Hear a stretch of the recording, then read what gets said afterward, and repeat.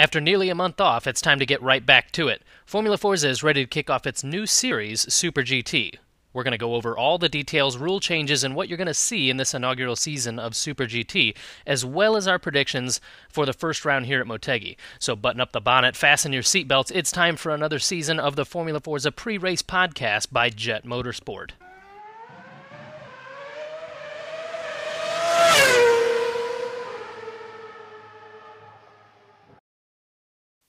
Alright guys, what we're going to do here is we're going to give you a little bit of an introduction into what Super GT is, and we're going to have Ryan go over some of the rules and some of the stuff that's going on this season for you guys. And we're going to start off here with what this new series actually entails. So Ryan, what we're trying to get at here is where did the idea for the series come from? How did it build up? How did you come up with the class structure and all that stuff? So go right ahead. Well, what we did first is we wanted to come up with an alternative to R1 because we realized that not everybody wants to race prototype and the absolute fastest cars in the game. I mean, there's a lot of motorsport out there, and Formula Forza has a lot to offer outside of R1. So last summer we did the Mazda Cup, which worked really well as a development series, or more of I'm going to call it more of a skills honing season than it was a development series, although there were a lot of really good drivers that ended up coming out of that. Namely, Alex P came out of that. Lots of drivers, like I said, built up their skills through the Mazda Cup. But what we didn't want to do is just carry that right back over and do the expected. Formula Forza wanted to get into multi-class racing. We knew that our website could handle it and that it would do really well following a multi-class championship. And so we came up with the idea of a Super GT to do that. And the idea is you have it models after the Japanese championship, which has GT500 and GT300. And the fast and loose rules of this is that GT500 are high downforce, right around 500 horsepower cars, no traction control, and it's all about driver being really smooth and having really good throttle control. And it's pretty stock in GT500. I mean, there's your normal Super GT GT500 cars in there, the Toyota Supra, the Lexus SC430, and the Nissan R35. Now, there's also the JGTC cars, which would be the Honda NSX and the Nissan R34 Skyline, but those end up getting tire width upgrades so that they can remain competitive with the more modern GT500 cars. So then we move on to GT300. At first, we looked at this class and we're looking at race cars. We wanted to include what was in Forza, the GT300 cars, but there's only two, and they're from an era of like 7 years ago where the cars had 350 horsepower or something like that, and all-wheel drive was allowed. So it's pretty far from where the formula is right now. What you look at right now is they take GT3 cars, like in the real GT300 class. They take GT3 cars and put massive restrictors on them so that the cars can only produce 305 horsepower. So initially the thought was, okay, let's take GT3 cars in the game and apply roughly a 45% restriction to them to get them somewhere down to the horsepower level we were expecting, somewhere right around 300 to 305 horsepower. And what we found is that the cars were just too far apart being race cars. You can't really tweak their power as much as you'd like because it's just restrictor levels, and it goes up pretty massively. For example, the BMW Z4 GT3 has 530 horsepower, and the cap would have been 556 horsepower with a 45% restriction, which puts us right at 305 horsepower.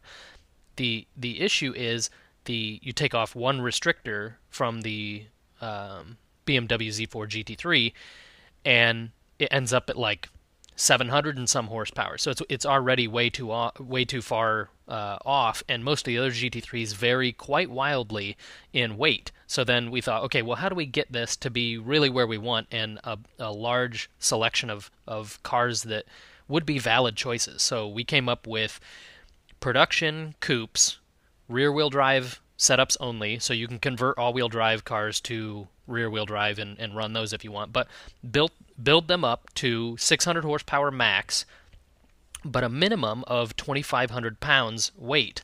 And what that does is that excludes like the Joss and the Lotuses and things like that would just be kind of ridiculous because of their low weight and would have been kind of obvious choices. And from that we found out, okay, the Mosler has way too much downforce for this. It's a clear runaway car. And then we found out through further testing that the Rossian Q1 is also, it just has too much downforce because it does have like race trim front splitter and rear splitter.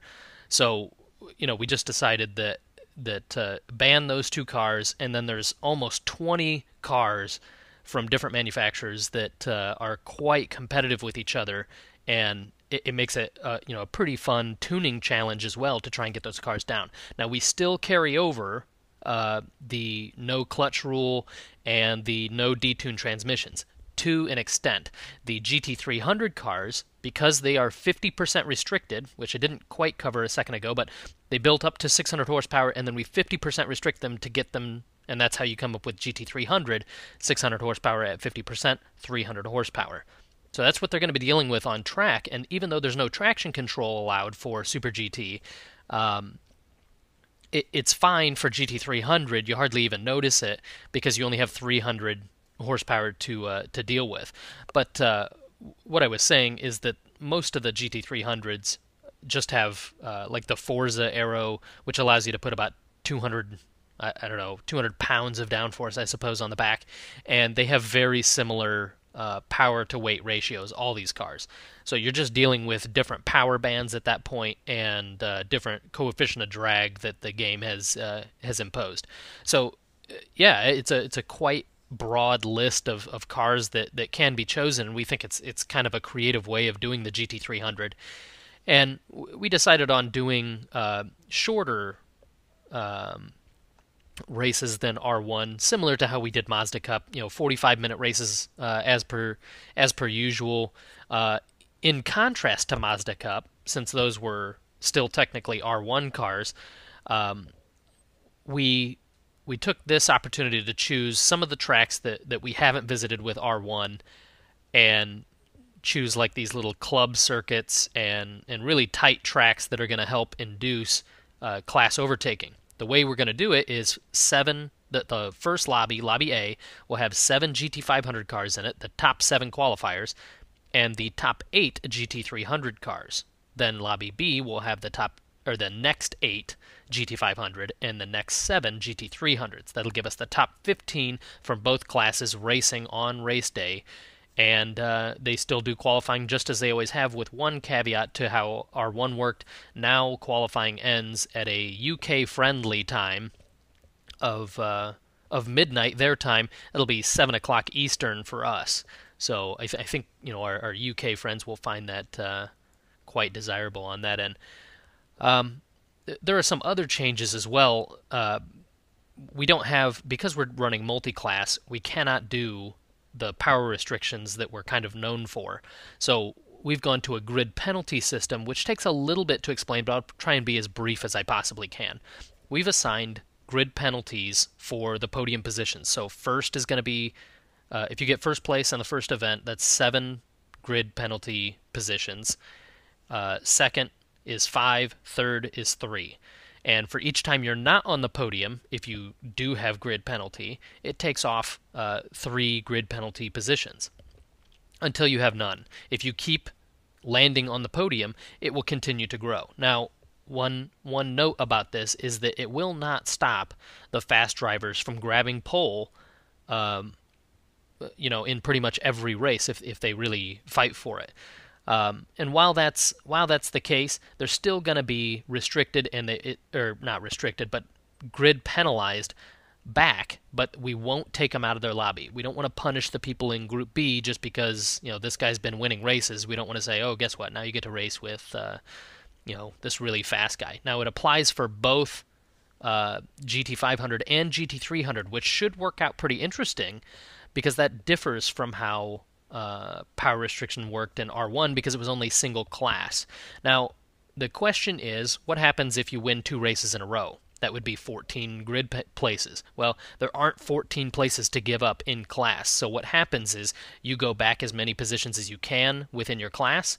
If you're in GT500 and you win a race, that means you're going to be 7 positions. You can only give up 6, so you'll have to start behind the GT300 cars and wait 1 additional second, the remainder of the positions you cannot give up, on the go time. So if the go time is, let's say, 3 minutes at the start, that GT500 car will have to wait there at the back of the grid, wait that 1 second before he can go then, and then he has to work his way through a battling GT300 field, which may sound a little dangerous, but really it just means he's got to wait for the right opportunities in the first couple of laps for that field to spread out a little bit before he can start closing in on the remaining GT500 cars. None of this takes the pace away from the guys at the front, and I think they're going to end up liking this system more. I think we might see a potential for somebody to get 2 podiums in a row because the system doesn't take away their pace, but then it will be really hard to come back from, let's say, somewhere in the 14 place grid penalty, because what that means is if it's in GT500, they're going to lose 6 positions just in moving back if they manage to qualify on pole, and then the remainder will be in seconds of delayed penalty. So, you're looking at 8 seconds of delayed start there before that driver can then resume the race. Now, if there are GT300 drivers that do the same thing, they will then start behind that GT500 car based on release time. So if there's a GT300 that doesn't have as much grid penalty, they're ranked in order at the back of that grid then, based on their grid penalty. So it should be a pretty interesting system. We'll have to see how it works out.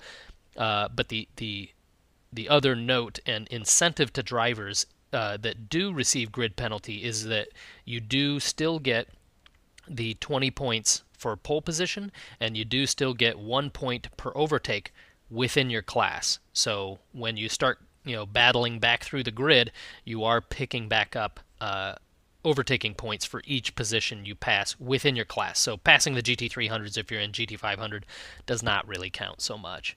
So anyway, that's where we're at on rules and regulations. Did you guys have any more that you wanted to bring up, or important notes you think should be mentioned before we go on? No, not really. You covered it. Actually, could you go over the buy-ins for the series for anybody who is considering joining? Absolutely. Now, our GT500, we started out, and we decided that we're still only going to do 2 lobbies with this as of right now. What that means is it's still going to be 30 drivers max. And so with the way we've set this up, we didn't want too many drivers dropping off into the drop zone in qualifying. So we limited ourselves to 10 teams per class, and the GT500 class has already filled. We already have 10 teams in there, and the GT300 already has 6 teams, and I know of enough teams that will fill us that are currently forming. Now, there's not much time between now and qualifying, so I'm not sure whether they'll get in before the first event, but there are only 4 seats left. What we've done for the buy-ins, as Derek alludes to, in R1, the team buy-in, because there are no privateer teams where just one driver. In R1, it was a 10 million credit buy-in. For Mazda Cup last year, it was a 5 million credit buy-in, and that seemed to work out pretty well. It struck a chord with, a little bit less commitment, a little bit less, all the way around. The distances aren't as long. There's not as much tuning and not as much fear about choosing the right car and that sort of thing. So we carried that same thing straightforward into GT300. For those that don't know the procedure, what ends up happening is as soon as you fill up your team on formulaforza.com, and request to join the season, you'll be contacted by administration, and you'll be thanked for your interest in the season, and we'll let you know how you can pay your buy-in. What typically happens is we'll have a token car up on the Formula Forza gamer tag on his auction house for 5 million credits, and that's how the team makes their buy-in to the season. And what that buy-in does is ensure that we've got teams with something riding on it. Now, at this point, at this late stage in Forza 4, we realize that 5 million credits is really not the greatest sum of money for those out there, but it's more commitment than just saying, sure, come race with us whenever you want. No buy-in. There's nothing on the line for them. There's no, if they crash out or whatever, there's, no commitment. But at least 5 million, they feel like they want to get something back out of that, and it helps us make a winnings pool for this as well. So that's the buy-ins for this. Team requirements are still 2 drivers per team, and they can only have 1 team in a class, I guess. There's still affiliate teams, so for example, Serpent Racing, we'll get to them in just a moment when we talk about all the teams that are in here, but for example, Serpent Racing has a team in the GT500 class, and they have a sort of a sister team, Python Motorsports, in GT300. So that's still legal. We allow franchises to kind of do what they want, but yeah, teams are made up of 2 drivers still. All right, Ryan. The last thing we're going to go over here, how about we have Brad do it? Brad, can we go over this year's schedule? Like what races we're doing and where they're going to be at? I would love to. The first race is the Autobox Motegi GP, and another thing to add about the schedule is that the races aren't, except for one, aren't the full track that we usually do for Formula Forza. They're actually shorter club-style circuits, and it'll show up show in the schedule. First race is at Motegi. That would be Motegi East. The second race is the Recaro Short Ring, which takes place at the short version of the Nürburgring GP. The third race is the Calsonic Tsukuba Sprint, which is at one of the tracks. It's a full, the full length of the track, but it's not that very long of a track anyways. It only takes about a minute to get round, so I would still classify as a club circuit. Next would be a first for Formula Forza, actually. It's the only track in the schedule that's not a real-life track, okay? It's the Seat Reto de Camino. And it's the full circuit there. That one also only takes about a minute to get around, so minute 10 seconds, roughly. So that's still a relatively short track. Next would be the DuPont Atlantic Shootout, which takes place at the club circuit of Road Atlanta. After that would be the Brembo Italian Invitational. You don't need an invitation. If you're in the league, you don't need. You're already invited. So that would be at Mugello Club. After that would be the Evo British Open at the International Circuit for Silverstone, and then finally the Denso Grand Prix at Suzuka Full. All right, gentlemen, we are going to move right on here into our team predictions. Well, we're going to do our mentionable teams first, which I'll go over that. But what we're going to do after that is we are going to go over more of a roundtable style of what we think, what teams look good, who do we expect, a lot from, who do we, who's going to blow our mind, who's going to, go under the radar and do a good season. But first, we're going to go over mentionable teams. Returning for, of course, we're going to go over JET Motorsport first, is the JET Academy team, hosted by BG Loeb, a.k.a. Mr. James Hall, with John Luigi, FW Mastodon, and Adam Boros, Fry Fanatic 9, driving the Nissan R35, and all the other R35 team for JET, the JET Vets, consists of Dan Jump, a.k.a. Chicken McHaggard, and then Michael Symes. AVR has fielded a team this season with Rock Lewis S. and Rower Racing. Rebellion Nismo, kind of a new team, but with a returning Skullsy Slash bringing in a team, bringing his first in-house run team. Serpent Racing, as always, here with Stephen Hudek, XPR Roadrunner, and FMS Top Secret. Tech Life Racing, the team that's been here all along, is fielding Hunter Wood and Austin Lee in the Acura NSX. And moving on to GT300, Honda NSX. I'm sorry. AF Corse Trecento, Mr. Ryan McDowell's team in the Ferrari F40 has, oh god, Ken Gorham, a.k.a. In Flames, and David, he's going to hate me for this, Hoke, a.k.a. The Bull on Wall. We know who's winning this. Come on.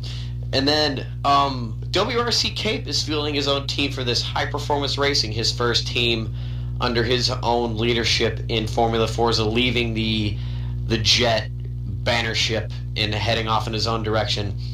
And MPD is fielding Steve Vincent, LMR. I don't even want to know. God Has to Plum, yes, for you guys that remember him from the earlier seasons. And Johnny Two Shoes with Chris Becker, a.k.a. Midnight LMR, being the owner of that team, and the other Super Racing team, a.k.a. Python Motorsports, with Brendan Farmer, XPR Sportsman, and Luis Cardoso, a.k.a. Platonic Lotus 22. Now that is our mentionable teams. It was like half of the field, but it's whatever.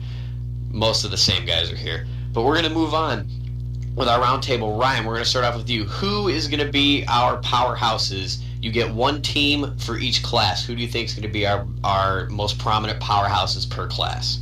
You know, I gotta say that I think I gotta put my chips on Jet Vets. It's not trying to compliment you guys, but I know that that's going to be a strong pairing there between Chicken McHaggard and FMS Senna. Dan and Mitchell are really fast guys, and in our test, they've proven that they are really fast. So just enough said there. I think my chips are on Jet Vets to be a powerhouse there. And in GT300, I'm going to have to cast votes with my team. It's kind of a stacked deck, and I didn't really intend it that way. I wanted to get In Flames, Kenny Gorham. I wanted to get him back into Formula Forza. I wanted to get him back in the seat before it was too long and before we got to Forza 5. So I wanted him in there, and we were looking for a driver for a while, and it started looking bleak. And David Hoke was looking at running his own team, but his driver fell through. And so Ken said, "You know what? I'll do it if David can be my teammate." And I was like, "Ah, okay." I did make the caveat that we couldn't choose one of the top 3 cars, though. So we did a bunch of testing ourselves, and we feel. Oh, so you shot your team in the leg? Not really. I mean, we chose the 4th best car by our ranking. So. Wow, you couldn't drive a Beetle? I would call that a coupe. Powerhouse is not trying to be arrogant, but I mean, how can you argue against the Boulin Wall and In Flames? All right, Brad. I think pretty much you're just gonna go, yeah, what Ryan says. So we're skipping you. No, you're not. I'm gonna have to go with Serpent Racing here. Steven has proven that he's quick, and I don't know FMS Top Secret. I haven't seen him drive, but based on the drivers he's been fielding for his teams, he's going to be pretty quick. So I'm going to have to go with them for GT500, and then, yeah. What else is there to... I'm not nothing against all the other teams, but I really think AF Corse Trecento is going to just dominate in GT300. Actually, Brad, I'm going to pull a card out of your book and completely agree with everything you said. As much as I would like to bump up JET Motorsport and be like, yeah, we are awesome, I can't really choose our own team. We're not stooping to Ryan's level. So I'm going to have to go with Serpent Racing and AF Corse Trecento. Now we're going to skip the strong teams because that's pretty much what the powerhouse teams were. We're going to go here. And what teams do you think might have a challenging season? What we're saying here is what teams kind of are going to have a bit of trouble, trying to find pace out of a car. Maybe they had an interesting choice of what car they wanted to go with, and they might have shot themselves in the foot a little bit, and they might bring it up. But who do you think, Ryan, is going to have kind of a challenging start to this season? That is a tough one. In GT500, I think there's going to be 2 teams that might regret their car choice. I think that's first Forza Fanatic Racing in the R34. That car is really slippery. Yep. Even with the rear tire upgrades, and it doesn't pull as hard as the Honda NSX. The NSX has the best launch and best, I don't know what you want to call it, whole shot out of the corners. It's going to be a really hard car to pass. And the only real spots you can do it is if you get a great run out of a corner and you can just run them down with top speed, because that's what the Honda NSX lacks, is the top end. Now the R34, however, back to my point, this Forza Fanatic Racing, they're a couple of new guys to us, but they've certainly got some skill. I'm just worried that the R34, they won't be able to drive it at 10/10ths, especially with no traction control. I really hope that these guys are running their practice sessions without traction so that they can get used to this car, but it doesn't have the benefits like the R35 does. I can appreciate that they went against the flow and kind of chose their own car, but the R34 could be challenging. The other one that isn't so obvious is XP Racing. These are very experienced drivers. Bloody Kane and XPR Overdrive. We're talking about Kane Petrowski. Sorry if I just totally butchered your last name there. And Brandon Scott. These two guys have been here since R1 2012, and they're both very quick drivers. Both certainly capable of taking the championship if the other drivers in GT500 leave too much on the table. I would say that their biggest mistake is choosing the Lexus SC430, which, for those that don't know the formula exactly or didn't listen to the beginning of the podcast, might think, what's wrong? The SC430 is a brilliant car. And I would agree with you if we were running R2 875 in GT500, but we're not. The R35, the SC430, and the Toyota Supra are stock. No upgrades. They get none. The Honda NSX and the R34 get rear tire widths, and that's it. So the SC430 in stock form, I don't think is as strong as either the R35 or the Toyota Supra. It is the most planted of all cars, for sure. It has the most, I'm going to say, lateral grip.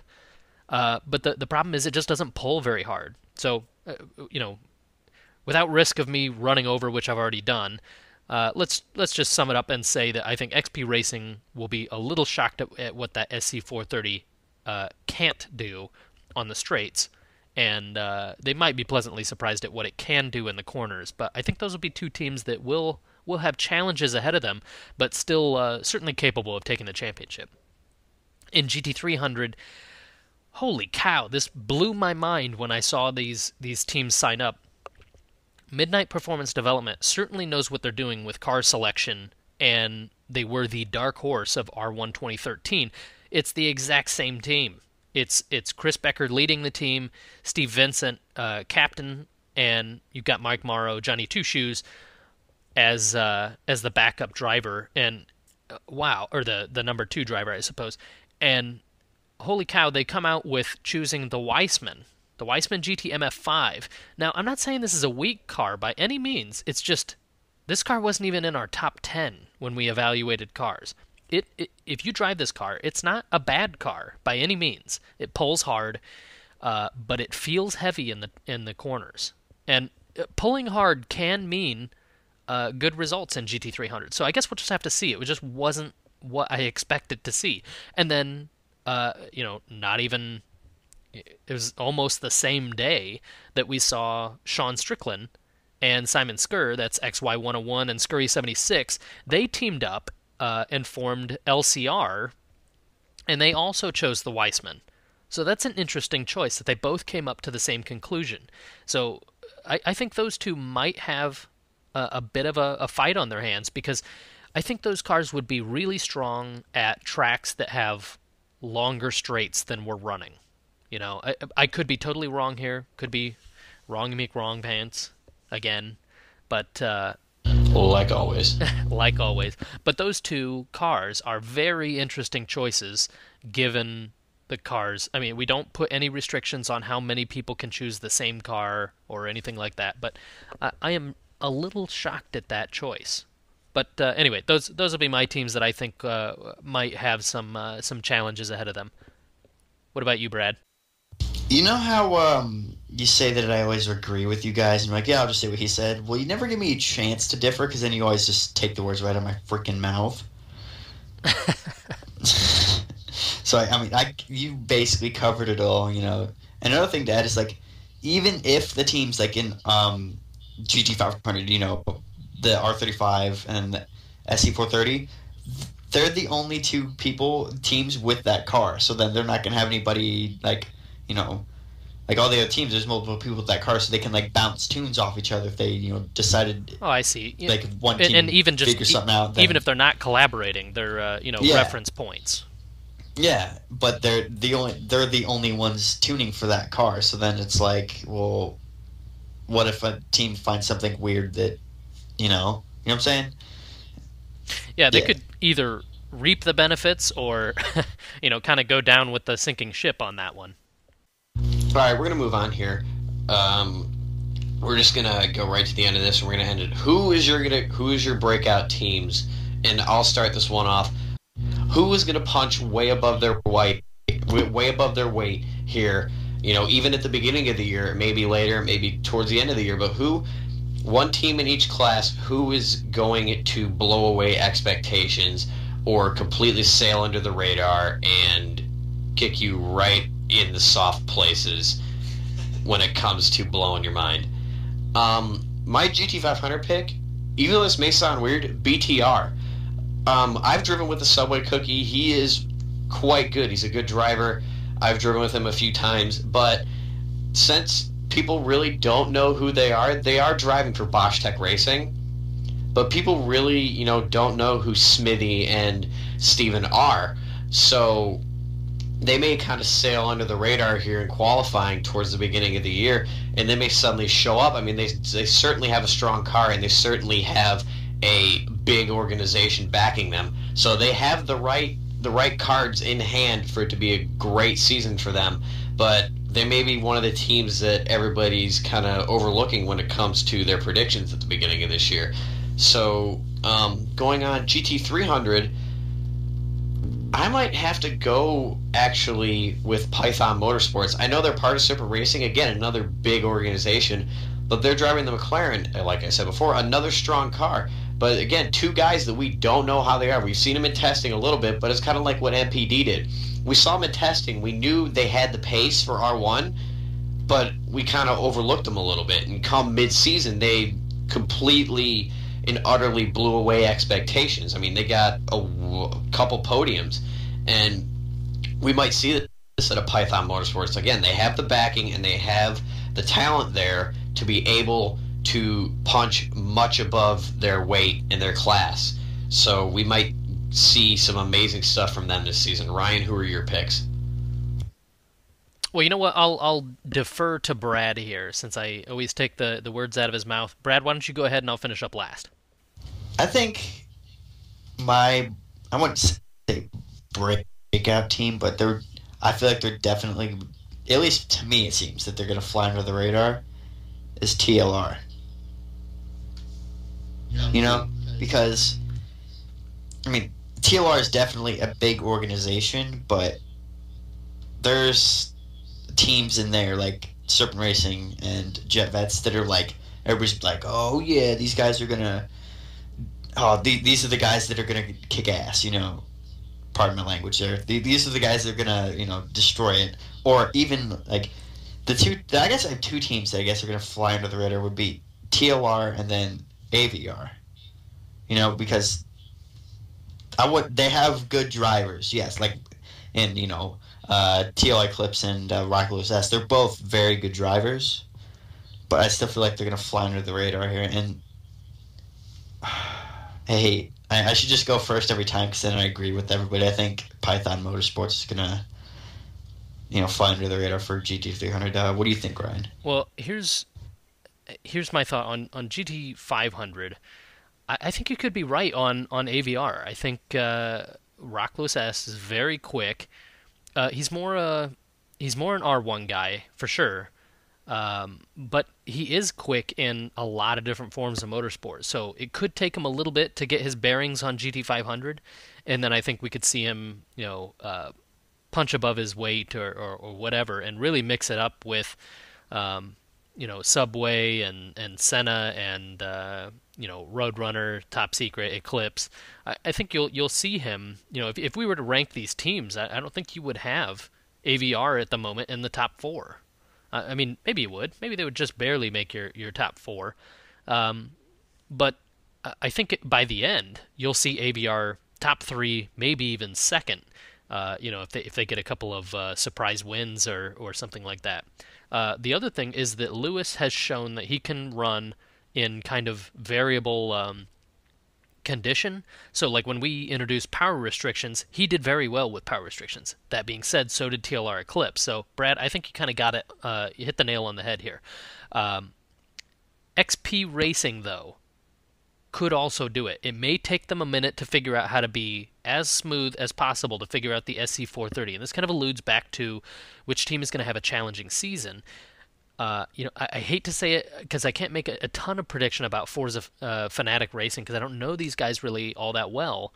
But we will learn about them over the season. We'll see how this works out. But XP Racing, they could have an initially challenging season and unable to make a lot of headway with some of the early tracks that we have that have some straights in them that the SC430 isn't going to do so well on. And then later in the season, I think they may come alive and start making some moves up the ranks. So GT500, I'm kind of all over the board there with who I think could be a breakout, but I'll give it to AVR. In GT300, I'm going to say LCR will be the breakout. I think that will fly under the radar because everybody's talking about Python Motorsports, everybody's talking about AF Corsa Trecento and MPD. I think that LCR could fly under the radar, and these are two strong drivers. XY101 did great in the Mazda Cup and these two were the ones that were in Caterham Team GB together, and a lot of people were shocked at how well they were doing. They by the end of the season, they were pretty consistently in Group A, and really, as the field was getting faster, they also were. So if there's something to get out of this Weissman, I think these two can do it, and it'll be shocking when they get it because people aren't expecting it from the Weissman. So LCR for my breakout team in GT300. All right, we are going to move on to our Motegi predictions for this week's race. Brad, could you go over the details for this weekend's GP, whatever you want to call it? Well, first of all, it's at Motegi East in Japan. I have no clue where it's at in Japan, but it's 30 laps, track length of nearly 2 miles, 1.88 miles. It's like basically exactly 3 kilometers long, but it should take around 45 minutes, depending. You start at 3, we expect to be done by 4. I guess those are the stats for the track. You guys want to talk about predictions? Yeah, actually, I'll take the reins on this one. For GT 500 this week, for the middle runner guys, we are looking at about a 1:18 second lap, kind of mid to low.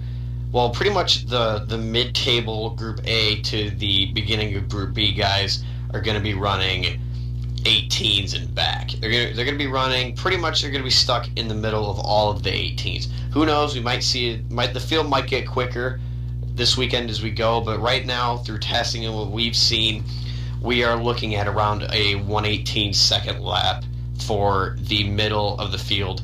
Pole, I'm going to have to go. I'm not going to go with any certain driver. I'm just going to go with the time here. We're looking for like the top 5 to be around mid to low 17s, maybe even stretching into the high for some of those guys that I was talking about earlier. But for the top 5, we're definitely going to be looking for around 17.5, low 17s maybe. But pole time, we might see one of the aliens come out with a high 16. That's kind of likely. It might happen, if the qualifying battle really heats up. But these guys know if they can go quicker or not. And if a 1:17 is kind of what we're predicting for them, they could definitely do a 16. We know that. And for GT300, I'm going to have to go with a pole time of around a mid 1:27, and the rest of the field I'm going to say stretching between a 1:28 and a 1:30 before you hit the guys that are kind of behind the pace a little bit. Brad, what do you think? It's it's a little easier, I'd almost say, to predict qualifying times, because for GT500 at least, because you don't have the freaking ridiculous drivers like Alex P and Bull in there. So, I mean, I'd hate to say it. Believe me, I really hate to say it, but I agree with you, Derek. Low 17s is going to be what we're going to be looking for. And then moving on to, or at least my predictions for GT300, unless MPD pulls something out of nowhere, it's probably going to be Bull and Law and Flames fighting for pole. I don't know time-wise. It's tough, but I guess those are my two going to be fighting for pole. What do you think, Ryan? So I think those times might be a bit quick. I'm going to say that I agree with your GT300 assessment. I think 120, 127 or so for pole, and then the Group A GT300s will be somewhere between the 128s to 130, might even be mid 130 at the cutoff there. But in GT500, I think we're going to see pole at the mid to upper 117. And I think we'll see some of our fastest drivers, including Subway and Roadrunner and Bloody Cane and Overdrive. I think we'll see them all in the 18s, maybe even 19s, for that SC430. Might even be 19s on that. It's tough to say where the cutoff is going to be because we got half the field size than we did in R1 for GT500. So I'll say it's probably going to be a 120, maybe a high 119 for cutoff for Group A for GT500s. But other than that, I totally agree with your GT300 assessment at 120, 127s for pole, 128 to 130 for Group A GT300. All right, guys, final thoughts this week. Brett, I already know yours. Practice. Don't even, come on. It doesn't matter, dude. We got the sound for you. You don't even need to do anything anymore. Jeez. So, my final thoughts this week are not everybody's going to have their tune down. So, for you drivers, watch out at the beginning of this race. You need to, this is going to be the first full-on grid race start for this series, so you're going to need to tread lightly here. Don't be the hero that's like, I'm going to go from last to first. No. Don't do that, because you're going to end up one wrecked or two way behind the rest of the field because you've spun out. So my final thought is don't be a hero this week. Tread lightly for the first few laps, get a feel for the car, get a feel for how the field's going, and then move on from there. Ryan, what do you think? Well, since you mentioned that, I totally agree with that. I'm going to bring up a different point. When we're doing these races, just make sure that you're being courteous. This is multi-class racing here, so you're going to be, if you're in a GT500 car, or if you're in a GT300 car, you can drastically affect an entire different race, because you're not in GT500, they can't steal any points from you. The worst case scenario is a collision between a GT500 and a GT300 car. So what I will say is GT300 cars are similar to lap-down traffic in R1. That being said, if you're a GT500 car coming up on a GT300 car, don't expect them to just throw themselves off track. They're running their own race too. So be courteous of that, and I realize that they're holding you up if you're behind them and you're coming into a corner. But don't try and overtake them in the middle of a corner, especially since the GT300s are grip limited. They only have Forza arrows, so they can only turn so much. If you're trying to pass them on one side or the other, they can't really make any evasive maneuvers if you try and go up the inside or go around the outside. You've got to be the one with, the responsibility to make that pass happen cleanly. That also goes for all the guys behind you. So if you get held up a little bit, that's the name of multi-class racing. It's how to deal with that traffic, and if you can get around them swiftly, cleanly, and without incident, then you're doing better than most. And in the GT300, I'll caution that if you're a driver in the GT300, you don't want to hold up the GT500s. The longer that fast car is in proximity to you, the greater the likelihood that there could be a collision. So, I realize that you don't want to slow down at all, and you feel that they should just wait for a straight. And I do agree with that, but talk to them. If they're coming up on you, maybe you just take a corner just a little bit wider than normal, and they have just massive amount of grip. They just don't have the speed of an R1, but they pretty much have R1 levels of grip. So if you go just a little bit wide, let them take the inside line, and just talk it out with whoever it is that you're that's trying to pass you or whatever, because at the end of the day, if you can smoothly let them around you, you're not going to have any incidents. There's not going to be any penalties. And if you're a GT300 car and you affect a GT500 race, or if you're a GT500 car and you affect a GT300 race, penalties can be applied across the classes. So be very careful. You really don't want to, if you're back of the pack and you think there's nothing to lose, there's a lot to lose if you wreck into the leader of the GT300. So just be careful on that, and use some common sense when trying to pass. Don't like you said, don't be the hero, go from last to first or anything like that. See where the limits are of these cars and these drivers. We don't know. There's a lot of new faces here, so we got to make sure that we're being responsible with how we deal with overtaking these slower cars. So it should be pretty interesting when it comes out, but I'm really excited to see it happen. In our tests, the battling has been very good and very close. And one thing I can say about these shorter tracks, like Motegi East or even Tsukuba or Road Atlanta Club, for instance, these would be, yes, shoot yourself in the head tracks if they were just single class. If it was an R1, 45 minutes around Tsukuba or Road Atlanta Club, no thanks. But with multi-class passing, this is going to be fun, because you're always going to be looking ahead to who you're chasing down next, and it's going to be quite fun. I think you'll be surprised, and for our fans, just look forward to some great battles. I think this is going to be an awesome weekend. What do you think, Brad? Don't do it. I was about to say I totally agree, and I do, but I'm going to, main passing points here, straightaways. There's two long straightaways, the start-finish, and then the one, what turn is that? There's a chicane, right-left, and then there's a straightaway. That's 4 on the run down to 5.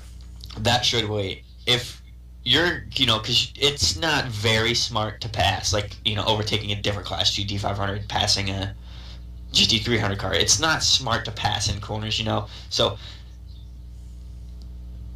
this is more aimed towards the GT300. Be prepared to let those cars go by on the straightaways, because that's the safest spot to do it and the best spot to do it. So that's my main point is, if you're going to overtake, which you're going to have to for a GT500, let them pass you on the straightaway. A quick mulligan on the point of what is defensive and what is blocking. For us, there's a lot of leagues out there that adopt a one move rule. You can move once on the straight, a defensive line or something like that. We don't do that. If you want to take wide lines in the corners, make a defensive line and maybe turn in early or whatever, we're okay with that. Within class or whatever. You shouldn't be blocking somebody in a different class if you're GT300, not, don't block a GT500 or something like that. But on the straight, don't crowd him. If he got a better run out of the corner, don't even make the one move. If he's faster on the straight, just let him go. You got to concede that they're faster, and you got to catch them. If you're faster in the corners, you catch them in the corners. But don't make the move on the straight. That's blocking. So certainly no swerving or anything, but if you want to take defensive lines in the corners, go ahead. But anyway, I just wanted to get that last thing before I step off my soapbox here. It's a big soapbox. He's a short man. It is. Now, the last thing before we go here, gentlemen, make sure you guys out there follow Formula Forza on social networking. Of course, you could go to the website, browse the articles and stuff, see what's going on, watch live qualifying. But make sure you follow us on Twitter and like us on Facebook. Our Facebook is facebook.com/Formula Forza. Both F's are capitalized, rest is lowercase. Same thing with Twitter, is @Formula Forza. all one word. And if you go to the Twitter page, and you can usually find links in there to some of the other teams' Twitters. I know JET has a Twitter. I know Serpent Racing has a Twitter. There are a few other teams out there that do have stuff going on, extra stuff that you can follow. I know most teams do have Facebook fan pages now, so if you want that little bit of extra information coming into this season, or you want to see what's going on more, you want a little behind-the-scenes stuff, make sure to follow those teams where, it's a lot of interesting stuff that those guys post. Not just, JET. I'm not going to toot my own horn, but we try to, be a lot more engaging than just be like, oh, well, James Hall finished 5th and Brad wrecked out. Come on. We try to engage you guys a bit more. Just make sure you go on. The Facebook page is really interesting. There's a lot of cool photos. There's a lot of extra information on there. And there's the event pages. You can like the event page and follow stuff, and we'll be live commentating on there throughout the races this season. So just make sure you go on there and follow us through there. And I think that about wraps it up, guys. Thanks for listening, guys. Adios. What do you think? Goodbye? Good? No? Night? Later? Morning? Whatever time you're watching it, just know we appreciate it. Not Brad, though.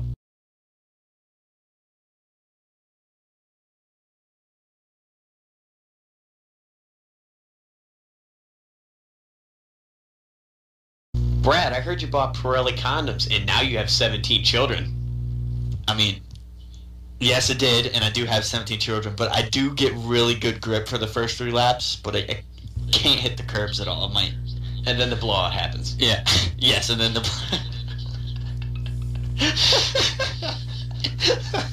Good God. We've hit a new low. We can't take this seriously.